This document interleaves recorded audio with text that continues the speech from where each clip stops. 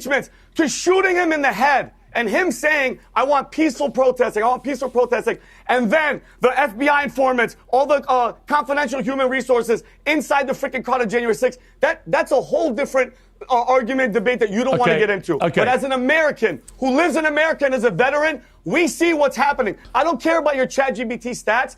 The left don't is care about the facts. party that is... Before we dive into the full story, comment where you're watching from. And don't forget to like and subscribe so you don't miss the next one.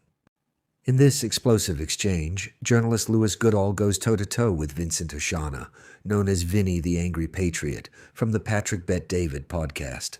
Oshana went on a heated tirade, attempting to claim moral superiority and frame political violence as an exclusively left-wing issue. But the moment Goodall cited actual facts and official U.S. government statistics, the narrative completely shattered. Instead of confronting the data, Oshana lost his cool, dismissing official reports as ChatGPT stats and falling back on raw emotion. We're breaking down how simple fact-checking sent this right-wing commentator into a total tailspin. Let's get straight into the clip. Okay, we've been joined on the panel by PBD podcast's Angry Patriot, Vincent Oshana. Vinny, great to have you back on Uncensored. I'm sorry it's in such awful circumstances that we're talking on this Friday. But your response to what Lewis Goodall's just said, that this is a problem on all sides, that political violence has been ratcheting up and that there's a collective issue that needs to be dealt with. Well, Piers, thank you for having me, and hello to everybody on the panel. Piers, I'm sorry, but trying to compare a photo of a Pelosi hammer for a Halloween thing to somebody getting shot in the neck in front of his family at a campus is unbelievable. The fact that you're trying to make the two comparison is absurd, okay? And if we want to, since you're on the left and you have those beliefs, give me something that the left is positive about. Because from what we're seeing, they're pro-abortion, they're pro-celebrating assassination, they're pro-open border. Give me something positive that the left is running on. Because at the end of the day, they're at the Democrats' 35-year low approval rating. And Piers, I have to go a little bit deeper. This isn't about left. This isn't about right. Charlie was a proponent. He was a Christian praising Jesus Christ everywhere that he went. And I think that's where we are, Piers. Ephesians chapter 6, verse 12 says, for we not wrestle with flesh and blood, Piers. It's principalities. It's evil. It's dark forces in high places. And it drives me crazy, Piers, that we've gotten to this point. And when Tim Walz and these people are like, well, I woke up, I wanted to hear bad news. Hearing TMZ lying when their freaking people are back there cheering of a murder of a guy that did what, Piers? He went to college campuses. He was peaceful. He just wanted to have a debate, a conversation. And it is the left. Okay, when Joe Biden got diagnosed with colon cancer, who was celebrating? How many thousands of people were out there praying and hoping for this guy to recover? Okay, no, there's something that's captured, Piers. That image, that montage that you played, did you see the eyes of these people? Yeah. They are captured by something dark, and they don't even know it, Piers. That's where we are. And I want to say something, Piers, before I give it back. Charlie was not murdered. He was martyred. And I want to say this in the Bible, and I'm sorry, I never was this guy, Piers, but we're at the tipping point. We are here. We have to understand that it's God or you're on the opposite side. And Revelation chapter 6, verse 9, 10 basically says, when a martyr's blood hits the throne of heaven, it turns the vengeance of the king towards the evil ones on earth. So for all the people that want to get mad and do something, stay calm and be easy, because God, at the end of the day, Piers, has vengeance on all these people that are spilling innocent blood. Are you really saying that the American right, the Trump right, MAGA, has not got a problem with political violence?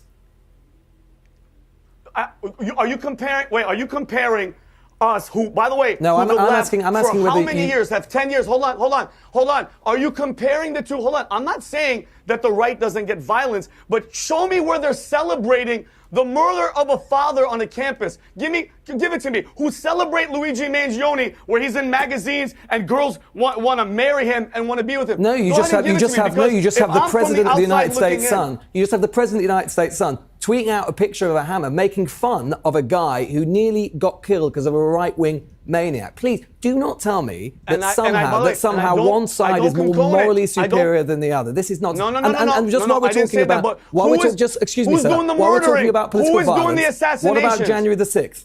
What about January the 6th? where a MAGA mob decided to try to use violence to overthrow democracy. That is the definition of the legitimization of violence in the political process. How many people, excuse me, since you're such an American historian, how many people died on January 6th? To know what happened on January 6th, Babbitt, a fellow United States Air Force, excuse me, let me finish. A United States Air Force veteran got shot subsequently in her freaking neck. Why? Hold on. Why? Because she was unarmed and she was advancing to a halt. Please, I'm 100% with you. I don't condone any violence, but the comparison is not even close to what the left does. So let's have some statistics from your own government. They promote it. Let's have some statistics from your own government. These are your own government statistics. Now, I know you might not want to listen to the facts, but this is the facts. A study from US government itself says that the majority of political violence in the United States occurs from the right, not the left, from the right. We have also seen in my own country what happened with the assassination of a Labour MP, Joe Cox. We saw what happened in Norway with Anders Behring Breivik. All violence on the right.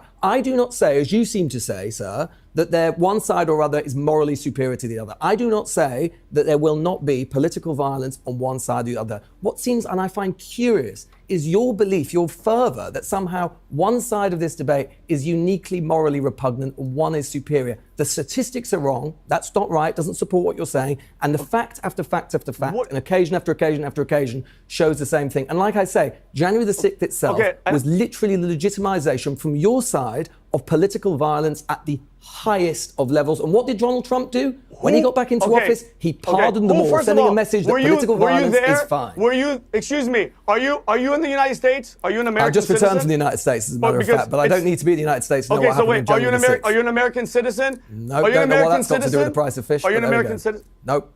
No, I want to ask you a question, because you're looking down, you're reading stats and facts, and I don't know where the hell your sources are from. But guess what? As an American, from seeing what they did, excuse me, I let you talk. Please let me talk, okay? From what you mean to tell me what the left, your darling left, has done to the Republican Party and Donald Trump alone for 10 years, the calling for violence, the Hitler, like Batya said, all the negative rhetoric, hold on, to the impeachments, to shooting him in the head, and him saying, I want peaceful protesting, and then the FBI informants, all the confidential human resources inside the freaking crowd of January 6th, that's a whole different argument, debate that you don't want to get into. But as an American who lives in America and is a veteran, we see what's happening. I don't care about your ChatGPT stats.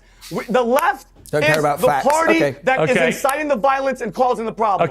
I want to bring... That single exchange reveals everything you need to know about the current state of right-wing political commentary. When confronted with official statistics, the reaction wasn't a reasoned counter-argument. It was pure denial. Dismissing verified data as ChatGPT stats isn't a debate strategy.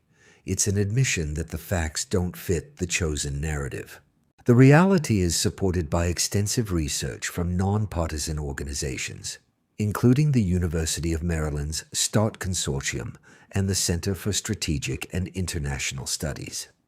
Since 9/11, statistics consistently show that right-wing extremist violence has accounted for a higher volume of fatal political attacks in the United States. While political violence exists across the spectrum, and left-wing incidents certainly occur, mainstream media coverage often creates a false equivalence, treating isolated events as if they represent the entire statistical landscape. Instead of addressing these documented facts, commentators pivot to outrage and deflection. We saw this with the justification of the January 6th Capitol riot, followed by blanket pardons that signal full immunity for politically motivated actions. We see it in the selective memory surrounding public rhetoric, where figures who routinely used incendiary language against individuals like George Floyd are suddenly sanitized for public consumption. Cable networks and partisan podcasts hide these glaring contradictions because real, independent research dismantles their entire framework. When actual data enters the conversation, the outrage machine completely falls apart.